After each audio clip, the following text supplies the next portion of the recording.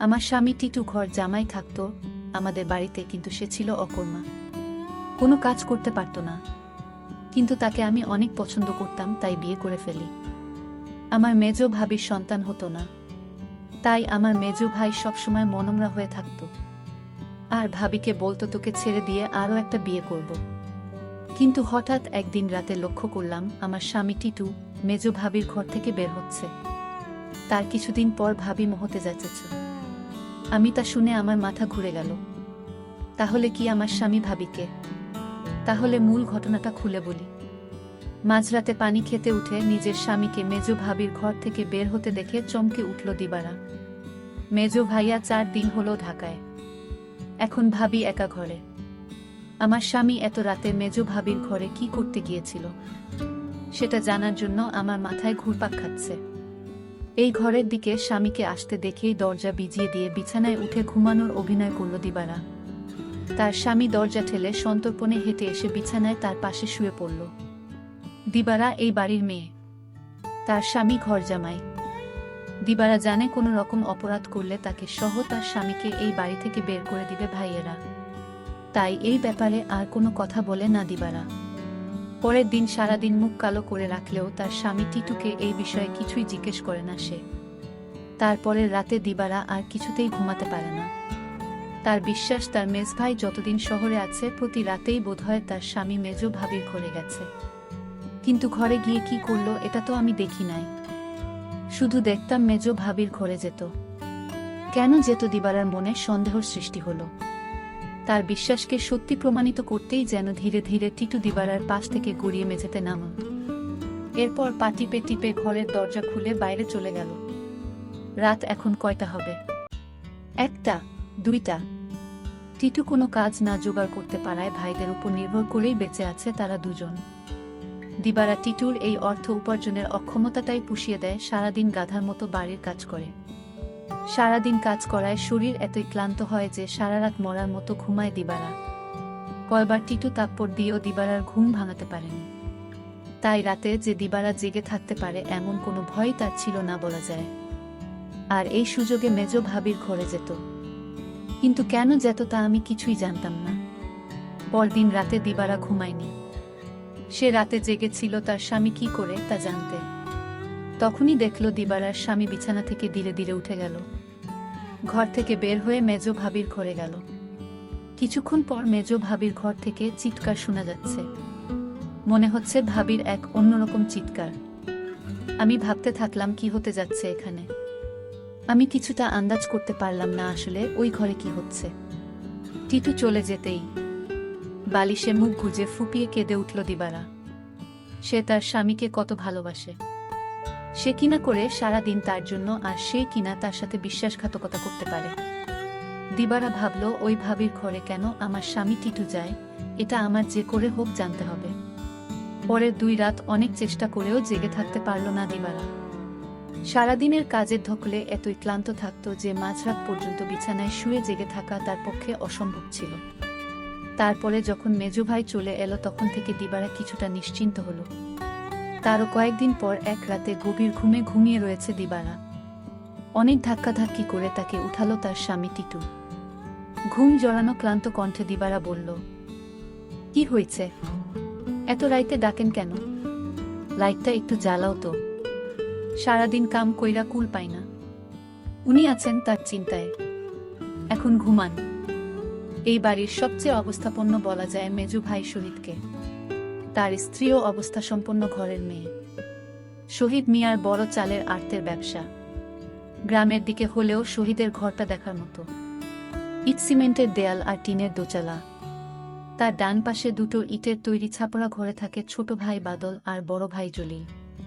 তাদের 2টো ঘরের মুখোমুখি উঠান পেরিয়ে একটা টিন আর বাঁশের তৈরি ঘর। এখানেই দিবারা আর টিটুর সংসার। দিবারা খুব চিকন আর কালো হওয়াতে বাবা মায়ের মৃত্যুর পর 3 ভাই অনেক খুঁজেও কোনো পাত্র পায় না। শেষমেশ এক ভব ঘুরে ভাদাইমা গোছের এই টিটুকে ঘর জামাই হিসেবে আনে। ভেবেছিল টুকটাক কিছু কাজে তাকে লাগাবে, কিন্তু সে পুরোই অকর্মা। সেই দিনের প্রায় 1 মাস পর বাড়িতে বিরাট উৎসবের মতো আয়োজন হলো।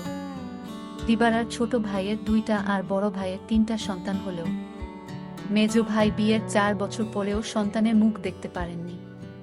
মেজো ভাই আরেকটা বিয়ে করবেন কিনা এটা নিয়ে চিন্তা ভাবনা করছিলেন। যে স্ত্রী তাকে সন্তানের মুখ দেখাতে পারবে, মেজো বউকে তাহলে এই বাড়ি ছেড়ে চলে যেতে হতো। ঠিক এই সময়েই আনন্দ সংবাদটা পেল সবাই। মেজো বৌমা হতে চলেছে। মেজো ভাইয়া আর ভাবির আনন্দ দেখে কে। এই উপলক্ষেই এই উৎসব আয়োজন। দিবারা যখন আনন্দের সাথে টিটুকে এই খবরটা দিল তখন সে সামান্য একটু মুচকি হেসে বলল, ভালোই তো। শুনছিলাম কোনো ফকিরের কাছ থেকে পানি পড়া নিচ্ছে। ফকিরটা কামেল। সেও কি যাবে নাকি সেই ফকিরের কাছে? কোথায় থাকে সে? যেখানেই থাকুক, তুমি যাবে কি না সেটা বলো। দিবারা বলল, আমার দরকার নাই। আমি সবই বুঝি। তুমি ভাবিরে ফকিরের কাছ থেকে পানি পড়া এনে দাও, এটা তোমার বানানো কথা। এটা আমি বিশ্বাস করি না। দিবারা আরো বলল, আমি একদিন তোমার এই রহস্য খুঁজে বের করব। আর যেদিন তুমি ধরা পড়বে সেদিন বুঝতে পারবে তোমার কি অবস্থা হয়। টিটু তখন বলেছিল, তুমি আমারে বিশ্বাস করো না। দিবারা বলল, করি, কিন্তু তুমি তোমার প্রতি আমার বিশ্বাস দিন দিন উঠে যাচ্ছে। যতদিন পর্যন্ত আমি জানতে না পারবো তুমি মেজো ভাবির ঘরে কেন যাও, ততদিন পর্যন্ত তোমার প্রতি আমার আর বিশ্বাস হবে আর হবে না। দিবারা এই কথা বলে ঘুমাতে গেল। তার স্বামী টিটু তার সাথে শোয়া ছিল, কিন্তু হঠাৎ করেই দেখল তার স্বামী বিছানায় নাই। তখন দিবারা চিন্তা পড়ে গেল, আজও চলে গেল। ভাবির রুম থেকে এক প্রকার চিৎকার আসতে শুরু করলো। আমি কিছুই বুঝতে পারলাম না এটা কিসের চিৎকার। মনে হচ্ছে মেয়েলি কণ্ঠ। প্রায় 1 ঘন্টা পর দিবারা দেখতে ফেল মেজো ভাবির রুম থেকে বের হতে। দিবারার মনে দিন দিন সন্দেহ বাড়তে লাগলো। তারপর দিবারা ভাবল, একদিন আমি জানালা দিয়ে দেখব তারা কি করে। দিবারার স্বামী দিন দিন দিবারার প্রতি কমে যাচ্ছে। কিন্তু আজ 2 দিন যাবৎ দিবারার স্বামী মেজো ভাবির রুমে যাচ্ছে না, সেটা লক্ষ্য করল দিবারা। দিবারা তার স্বামী টিটুকে জিজ্ঞেস করল, কই, আজকাল তো তোমায় আর দেখি না ভাবির রুমে যেতে। তার স্বামী টিটু তাকে একটা তাপ্পড় মেয়ে বলল, তোমার বাবার বাড়ি থাকি বলে তুমি কি আমায় যা বলবে তাই মনে করবে? সবকিছুর ভিতর শুধু কি তোমার অধিকার আছে, আমার নেই? এর মধ্যে হঠাৎ খবর আসলো মেজো ভাবি মা হতে চলেছে। দিবারা সেটা শুনে থমকে গেল, কারণ মেজো ভাবির স্বামী মানে আমার মেজো ভাইয়ার তো সমস্যা ছিল। তাহলে কিভাবে সে মা হতে চলল? আমার মাথায় কোনো কাজ করছে না। আমার মনে সন্দেহ হতে লাগলো। দিবারা তার স্বামীকে বলল, আপনি এখন আর দেখি দিবারার রুমে যান না কেন? কখন কি করব সেটা আমার ব্যাপার। যাই হোক, আমি এবার অপেক্ষায় আছি কখন আবার আমার স্বামী তার রুমে যায় সেই প্রতীক্ষায়। এর কিছুদিন পর তার স্বামী টিটু ভাবির রুমে গেল।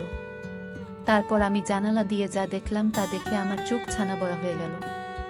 দিবারা এই দৃশ্য দেখে সে বিছানায় শুয়ে কান্না করতে লাগলো। ঠিক তখনই আমার স্বামী টিটু আমার রুমে এসে পড়ল আর আমায় বলতে লাগলো, আরে শাহানা, লাইট জ্বালাও না, দেখ কি দেই।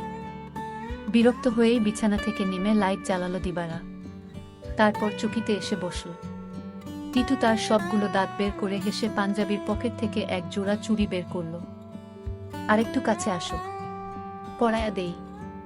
চুড়িগুলো দেখে চিনল দিবারা এগুলো স্বর্ণের।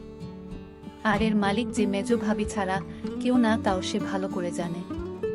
সে ভয়ে ভয়ে ফিসফিস করে বলল, এগুলা তো মেজো ভাবির, তুমি পাইলা কই? আরে ভয় পাইও না, চুরি করি নাই, মেজো ভাবি আমারে দিচ্ছে। বলো কি? সে কেন দেবে? তোমারে একটা কথা কই। কই কই কইরাও এতদিন কইতে পারি নাই শরমে। ভাবছিলাম তুমি আমারে ভুল বুঝবা, কিন্তু তোমারে আমি কি কিছু গোপন করি বলো? ভুল বুঝো না বউ। মেজো ভাই এইবার ঢাকায় যাওয়ার পর কয়রাত আমি মেজো ভাবির ঘরে গেছিলাম। টিটু আবার বলল, মেজ ভাই ঢাকা যাওয়ার পরে মেজ ভাবির কয় রাত খুব জ্বর হয়েছিল, কিন্তু তার যত্ন করার মতো কেউ ছিল না। তাই ভাবি কইল, দেখ টিটু, তোরে আমি ভাইয়ের মতোই দেখি। আমার সারাদিন ভালো লাগে, খালি একটু দুর্বলতা থাকে, কিন্তু রাত হইলেই জ্বর বাড়ে। তুই কি রাইতে আইসা আমার মাথায় একটু পানি ঢালতে পারবি? দিবারা অবাক হয়ে বলল, আমারে কইতে পারত।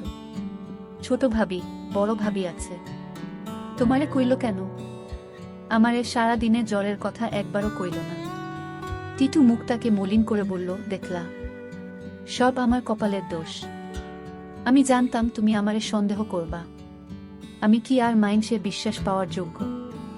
দিবারা এবার কাঁদো কাঁদো হয়ে বলল, না গো, আমি ওইটা বলি নাই। আমি তোমারে বিশ্বাস করুম না তো কারে করুম কও? তুমি ছাড়া আমার আর কেরা আছে? তুমি আমারে ঠকাই বা ফিরিসতা আইসা কইলেও বিশ্বাস করুম না। এই না হইলে আমার বউ। শুনো, ভাবিরে কইলাম দিবারারে পাঠায় দিবনে। ভাবি কইল, আহা, বেচারি সংসারটার লাইগা কাজ কইরা সারাদিন মরতাছে, তারে আবার রাইতে ত্যাক্ত করা কেন? দিবারা জানে যে আমি তোমারে ভাই মানি। তুমিই আইসো, দিবারা কিছুই মনে করবে না জানলেও। ওর মন এত নষ্ট না। তবুও আমি তোমারে কিছু কই নাই ডরে। তাছাড়া বুঝি তো পরের বাড়িতে থাকি, বেশি তর্ক মানায় না। এই জন্যই আমি তোমার ভাবির রুমে গেলাম চুপি চুপি। কারণ রাতে তোমার ভাবির মাথায় পানি না দিলে কি তখন জ্বর ছাড়ত? আমি যদি ভাবির পাশে না থাকতাম আর মাথায় পানি না দিতাম তাহলে জ্বরে মইরা যাইত। এতদিনে ভাবিকে কবরস্থানে রেখে আসতে হতো। দিবারা তখন বলল, সবই বুঝলাম, কিন্তু একটা বিষয় আমার মাথায় ঢুকছে না। টিটু বলল, কি কথা তোমার মাথায় ঢুকছে না আমারে বলো। দিবারা তখন বলল, আমার মেজু ভাইয়ের সমস্যা ছিল, কিন্তু সে কিভাবে মা হতে চলেছে। আর ভাবির ঘর থেকে কিসের আওয়াজ আসতো। টিটু তখন বলল, তুমি দেখি আবার আমাকে সন্দেহ করতেছ। এই সন্দেহটা তোমাকে দূর করে দেই। তোমার মেজো ভাবি একদিন আমায় বলল, আমার সংসারটা মনে হয় টিকবে না। আমি বলেছিলাম, কেন টিকবে না? কারণ আমার কোনো সন্তান নেই, তাই স্বামী আরেকটা বিয়ে করতে পারে বলে আমায় বলল। আর তখনই আমি বলেছিলাম, তোমার ভাবিকে শোনো, তুমি কিছু চিন্তা করো না, আমি সব ব্যবস্থা করতেছি। আমি তখন এক ফকির বাবার কাছে গেলাম, ভাবির সমস্যাগুলো খুলে বললাম। ফকির বাবা বলল, আমি তোমায় এক গ্লাস পানি পড়া দিব, সেটা 2-3 ফুটা করে সপ্তাহখানে খেতে হবে। তাও নিজ হাতে খেলে হবে না, তার স্বামী তাকে কাওয়াই দিতে হবে। তখন তো বড় ভাই বাড়িতে ছিল না। আমি কোনো উপায় না পেয়ে এক গ্লাস পানি পড়া নিয়ে আসলাম। আর এই ফকির বাবার পানি পড়া খেয়ে আল্লাহর রহমতে সে সন্তান লাভ করেছে, বুঝলে এবার দিবারা।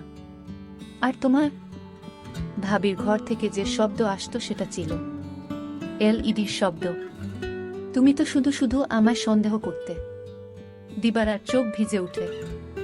আহা, তার এই স্বামীকে আর ভাবিকেই নাকি সে ভুল বুঝেছে। কি বাজে চিন্তাই না করেছে সেই রাতে তার স্বামীকে ভাবির ঘর থেকে বের হতে দেখে। সে সিদ্ধান্ত নেয় তার সহজ সরল এই স্বামীকে আর কোনোদিন সন্দেহ করবে না সে। টিটু বলল, আমি সেবা যত্ন করাতেই তো ভাবি সুস্থ হইয়া গেল। তাই তো খুশি হইয়া দিল এই চুড়ি জোড়া, কইল দিবারারে দিও। তবে দিনের বেলা এটা পইর না সাহানা, বুঝি তো পরের ঘরে থাকি, 5 লোকে 5 কথা কইব। দিবারা তখন কেঁদে কেঁদে বলল, আমি তোমাকে অনেক কষ্ট দিয়েছি, তোমাকে অযথা সন্দেহ করেছি, আসলে তুমি নিষ্পাপ। দিবারা বলল, তুমি মেজো ভাবির ঘরে গিয়ে মেজো ভাবিকে মায়ের মতো যত্ন করে সুস্থ করে তুলেছে, এরকম স্বামী এখনকার যুগে পাওয়া বড় কঠিন। দিবারা বলল, আমায় ক্ষমা করে দিও তুমি। তুমি ক্ষমা না করলে আল্লাহ আমাকে ক্ষমা করবে না। টিটু তখন হেসে বলল, আমি তোমাকে ক্ষমা করে দিয়েছি। বন্ধুরা, আজকের গল্পটি কেমন লাগলো তা অবশ্যই কমেন্ট করে জানাবেন। আর এরকম নতুন নতুন ভিডিও পেতে আমার চ্যানেলটিকে সাবস্ক্রাইব করে পাশে থাকবেন। ধন্যবাদ।